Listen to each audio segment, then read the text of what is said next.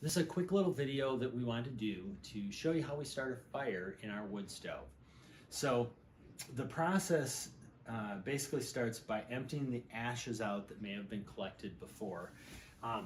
That happens by opening this door at the bottom.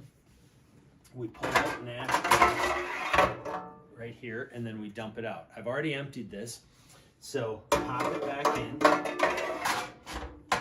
There's a couple of keys as we start that I'll walk you through. First of all, there's an air control lever on ours where you pull it out to give it more air for the fire or in for less. So we want that pulled all the way out.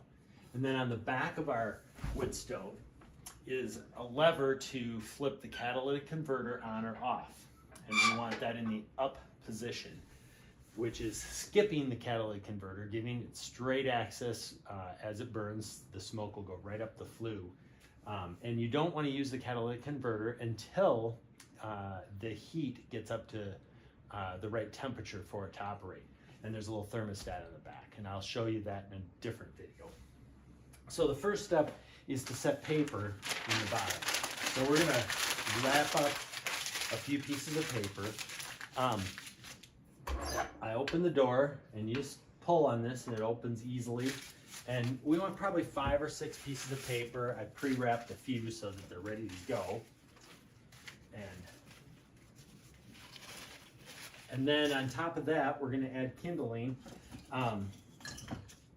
In general, in a wood stove, you don't want to burn lumber that is kiln dried. So studs, framing, lumber. You can use it as kindling to get it started, but if you burn it all the time, it's going to cause creosote problems in your chimneys because it burns so quickly and it leaves a lot of residue. So you want to use regular wood in your fireplace. So I'm just going to stack several pieces of kindling on the fire, kind of starting with small pieces and then moving to larger pieces. We can stack long ones as well. I just happen to have short pieces right now.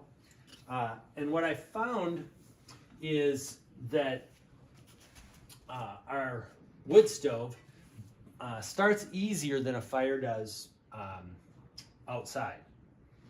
And then after I get the kindling set up, then I'll put a couple of logs and pieces of wood on the fire as well.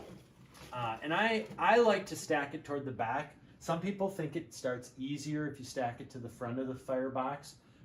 But I found it's just easier to set it all up if I stack it toward the back. And then one little trick we've found that is really helpful when you're first starting it. It takes air in the back of the wood stove from outside. There's an air tube connected to the back.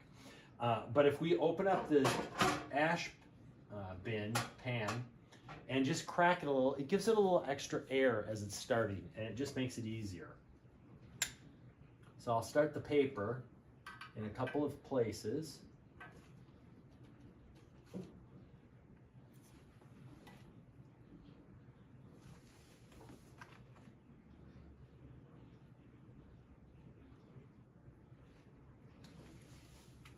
And then I'll close it, and as I close it, it's going to start, and we'll just watch it go.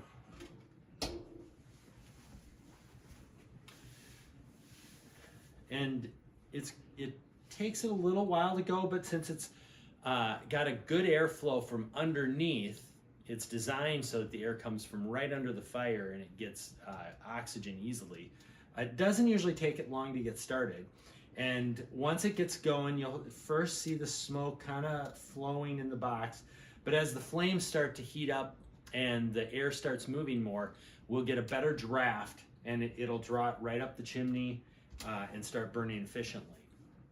The second thing we do is let it get going for probably 15 or 20 minutes, burning real well until we get some coals built up. And then once we build up the coals and the temperatures come up, we'll change the setting on the catalytic converter on the back, and then we'll put in some more lumber on top regular logs, I shouldn't say lumber, and let them burn with the catalytic converter running.